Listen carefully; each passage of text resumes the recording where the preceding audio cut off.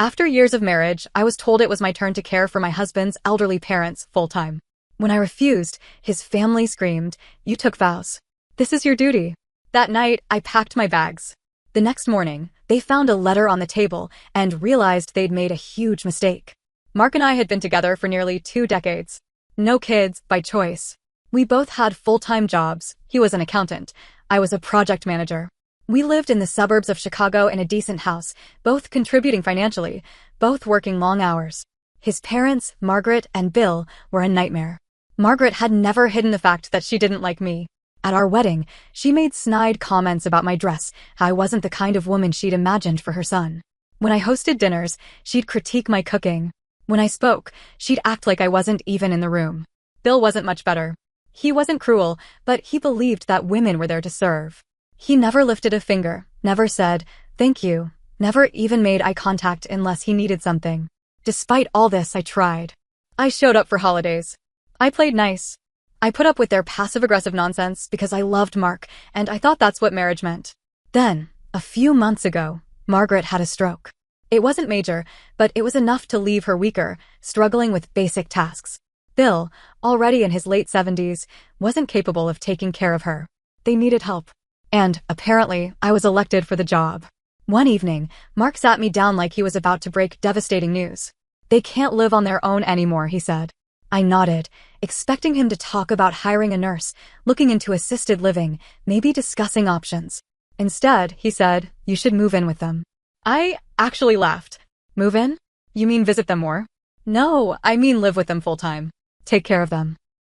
I stared at him, waiting for him to realize how insane that sounded. "You want me to quit my job and become their full-time caregiver? They need help, Claire. So hire help. They don't trust strangers." "Then you do it." He scoffed. "I work full-time." "So do I.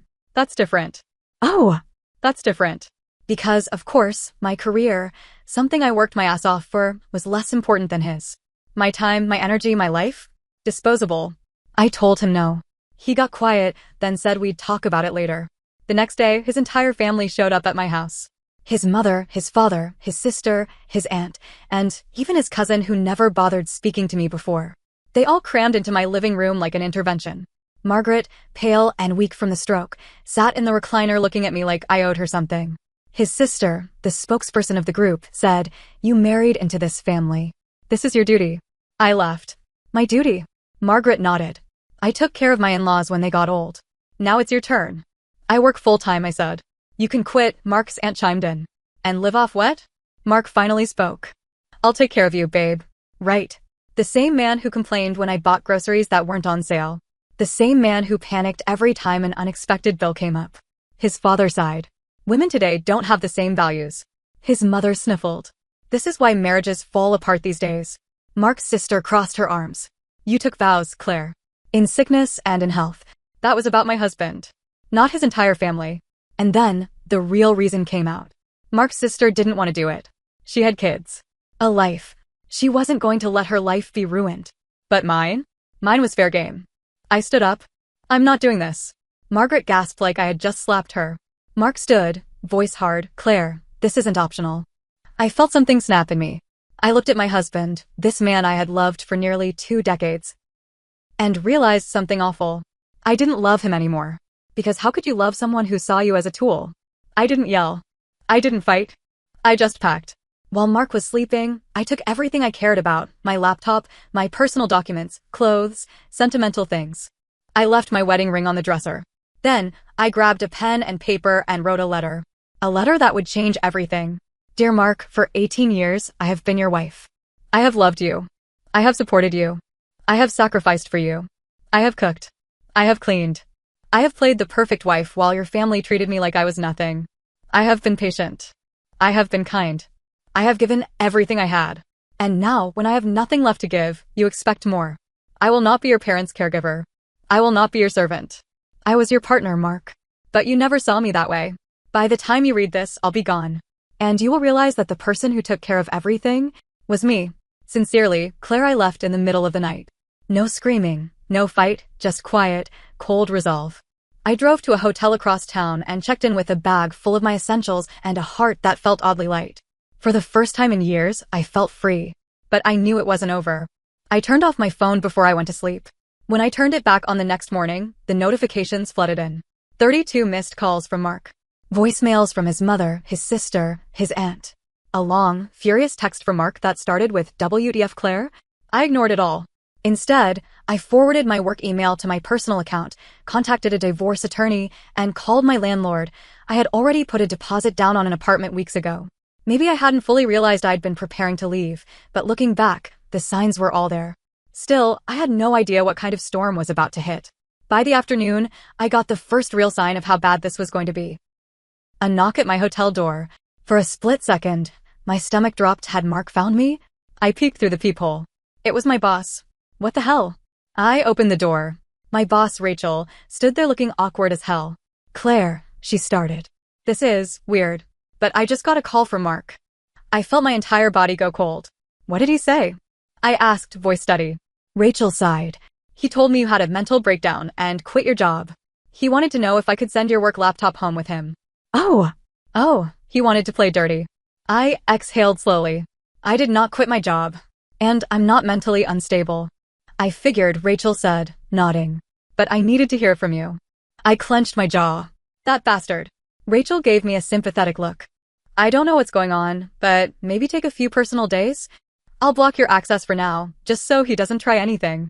I nodded. "Thank you." Rachel hesitated, then said, "Claire, if you need help, I have a good lawyer." I nearly laughed. "Already called one." Rachel smiled. "Good. Because I think he's about to make your life hell." Rachel was right. By the end of the week, Mark and his entire family had gone on a full-blown smear campaign. On social media, they posted about how I was a cold-hearted woman who abandoned my husband's sick parents in their time of need. To my friends, he told them I was unstable, that I was having an affair, that I had lost my mind and ran away. To my job, he tried, again, to tell them I had quit. My lawyer, Sarah, was fantastic. She advised me to stay quiet publicly, gather evidence, and document everything. The real kicker? A few days after I left, Mark froze our joint account. Like I was some helpless housewife with no financial independence. Big mistake. I had my own accounts, my own savings. I had planned for this. But Mark? He didn't know that.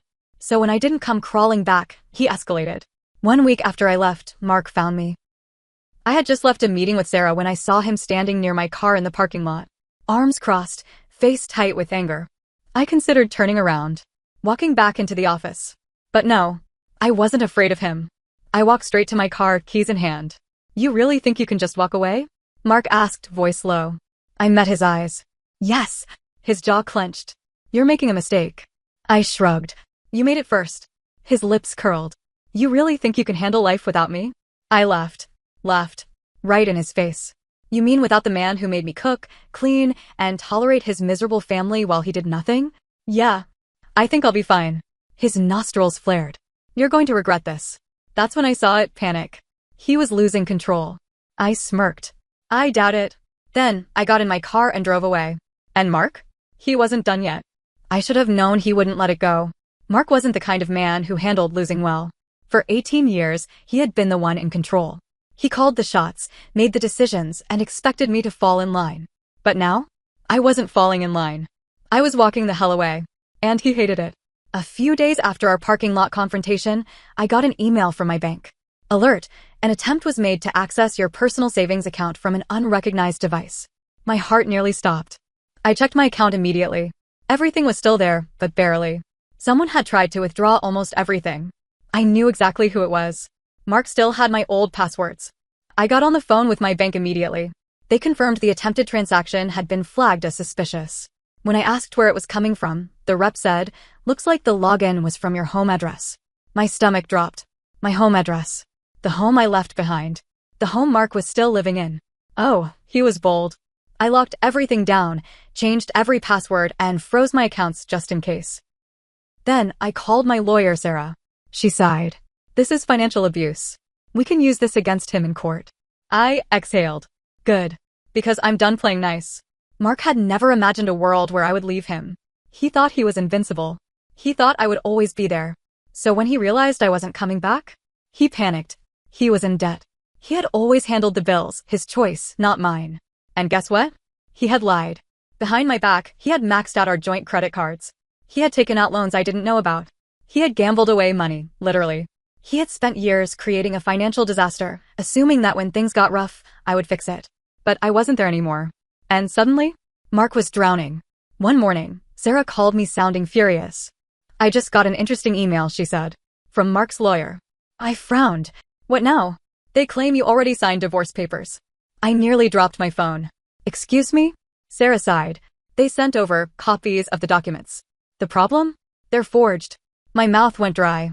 "He forged my signature?" "Yes. And if we hadn't caught it, he would have used this to rush the process and screw you out of everything." I went cold. Because this wasn't just about him wanting a divorce. This was about control. Mark wanted to make sure I walked away with nothing. I had left him, humiliated him, taken his power away, and now he wanted to make me pay for it. I took a deep breath. "Can we fight this?" Sarah laughed. "Oh, Claire, we're going to destroy him." While Sarah worked on exposing the forgery, I dug into everything. If Mark wanted to play dirty, then fine. Let's play. And that's when I found the email. It was buried in one of our old shared accounts, one that Mark forgot to change the password on. It was from a woman. And the subject line? "I miss you. Are we ever going to tell her?" Oh. I clicked it, heart pounding. The message was short. "Mark, I can't keep doing this. I thought you said you were leaving her. Did you change your mind?" Attached? Photos. Mark. With her. On a weekend he told me he was on a work trip. My blood went cold. Mark had tried to destroy me. He had lied, manipulated, drained our accounts, forged my signature. But now? Now I had something real. I wasn't the villain here. Mark was. And the best part? I hadn't even used my biggest weapon yet. Because while he was trying to ruin me, I had one last move that would end this game for good. I sat there staring at the email, my hands clenched into fists. All this time, Mark had been playing the victim. He had gone on a smear campaign, tried to ruin me financially, and even forged my signature to cut me out of everything. And all along, he had a mistress. I took a deep breath, willing myself to think. I had proof. Not just of his affair, but of fraud and financial abuse. And now? It was time to end this. Sarah, my lawyer, was ecstatic when I forwarded her the email. "This is perfect," she said. "We'll make sure this gets in front of the judge." But I wasn't done yet. Mark had spent weeks turning everyone against me. His family, our mutual friends, even my workplace. So I decided to return the favor. Every year, Mark's family threw a huge anniversary party for his parents. It was their biggest event. Over 50 people, family and friends, all gathered in one place. This year, Margaret was still weak from her stroke, so the party was held at Mark's house. The house I had left. And I decided I was going to show up. Uninvited. With evidence. Sarah advised against it. "Claire, we can win in court. I'm not just looking to win," I said. "I want them to see who he really is." I arrived right as dinner was being served. The second I walked in, the room fell silent. Mark's face drained of color. His mother, Margaret, clutched her pearls like I was the devil walking through the door. His sister, always the spokesperson, sneered. "Wow, look who finally showed up. Here to beg for forgiveness." I smiled. "No, I'm here to return something." I pulled out a stack of printed emails, the one from his mistress right on top. Then, I read it out loud. "Mark, I can't keep doing this. I thought you said you were leaving her. Did you change your mind?" Gasps rippled through the room. Mark lunged for me, but I stepped back, holding the papers up. "Sit down," I said, my voice sharp. And, for the first time in 18 years, Mark listened. His mother looked horrified. "Mark, what is she talking about?" I dropped the rest of the papers on the table. Bank statements. Loan records. His attempted forgery. "Your son," I said, turning to Margaret, "has been screwing another woman behind my back, draining our accounts, and forging my signature on fake divorce papers." The room exploded. Mark's aunt grabbed the papers and gasped. "These are real," Mark snapped. "Claire, you vindictive little," I laughed. "Oh, I'm vindictive? You tried to leave me with nothing." He pointed a shaking finger at me. "You left me. You abandoned your duty. You walked out on this family. That's when his own mother cut him off." "You did what?" Margaret hissed. Mark froze. His father, Bill, who had been silent this whole time, finally spoke. "You forged her signature?" His voice was deadly quiet. Mark swallowed hard. "Dad, listen." "No," Bill said. "You listen." He stood, his face red with anger. "You have humiliated this family. You let us believe Claire was some selfish woman, and all along it was you. You let her take the blame while you ran around like a damn child." Mark stammered, looking around for support. But he got none. Even his sister, his biggest defender, was staring at him in disgust. Wow, she muttered. I wasted my breath defending you. Margaret looked like she was about to be sick. You told me she was crazy, she whispered. Mark turned back to me, his face twisted with rage. You came here to ruin my life. I smiled coldly. No, Mark. You did that all on your own. Mark's family turned on him. His mother, his sister, even his father. His mistress dumped him. The moment she saw everything hit the fan, she ghosted him. The court sided with me. Sarah had everything proof of financial abuse, fraud, infidelity. Mark lost big time. I got the house. Since Mark had racked up so much debt, he couldn't afford to fight me for it. I sold it and used the money to start fresh. Mark? He spiraled. Without me to clean up his messes, he lost his job. His debts caught up to him. And one day, months after the dust had settled, I got a message from an unknown number. Mark, I get it now. I was wrong. Can we talk? I didn't reply. I blocked his number. I had already wasted 18 years on a man who only saw me as a resource. I wasn't going to waste another second. I walked away. And for the first time in my life, I was finally free.